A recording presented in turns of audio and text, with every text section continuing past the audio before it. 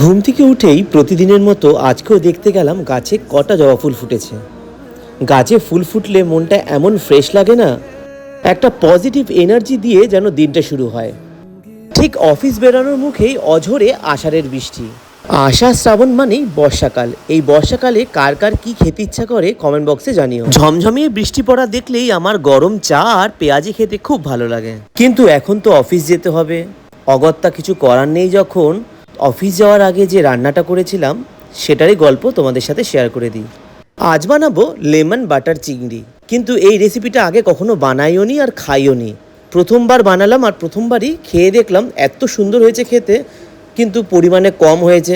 তাই ভাবলাম এরকম করে আরেকদিন একবার বানিয়ে দেখব। চলুন এবার রেসিপিটা শেয়ার করি। প্রথমে কটা মাঝারি সাইজের চিংড়ি মাছ ভালো করে ধুয়ে পরিষ্কার করে গোলমরিচ, নুন আর পাতিলেবুর রস মাখিয়ে 15 থেকে 20 মিনিট রেখে দিলাম। সেই ফাঁকেই বেশ কিছুটা আদা আর কাজু বাদাম একসাথে বেটে নিলাম।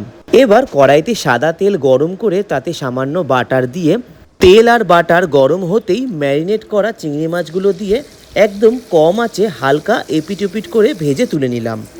তারপর ওই তেলেই আরও একটু বাটার যোগ করে রসুন আর কাজু বাদাম বাটাটা দিয়ে ভালো করে কষাতে শুরু করলাম। বেশ কিছুক্ষণ কষিয়ে নেওয়ার পর তাতে চিলি ফ্লেক্স আর গোটা কাঁচা লঙ্কা দিলাম। রসুন আর বাটারের সংমিশ্রণে যে গন্ধটা বেরিয়েছিল না, সেটা জাস্ট অসাধারণ ছিল।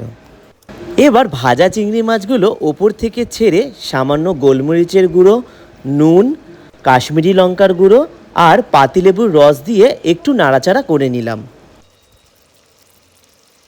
নাড়াচাড়া করার একটাই কারণ, মশলাগুলো যেন মাছের ভিতরে ভালোভাবে ঢুকে যেতে পারে।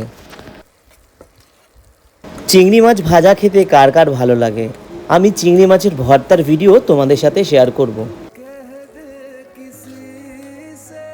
সবশেষে ওপর থেকে ফ্রেশ ধনেপাতা কুচি ছড়িয়ে দিলেই রেডি আমার লেমন বাটার চিংড়ি।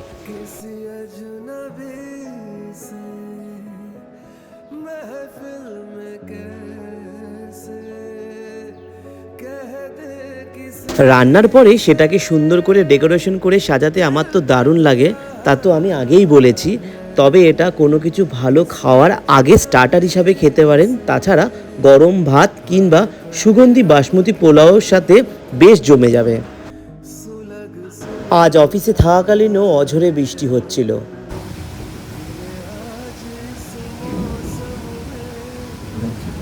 অফিস শেষে বাড়িতে এসে দেখি লিপি বানিয়েছে পেঁয়াজি আর মুড়ি মাখা। এই বর্ষার দিনের সব থেকে শ্রেষ্ঠ খাবার।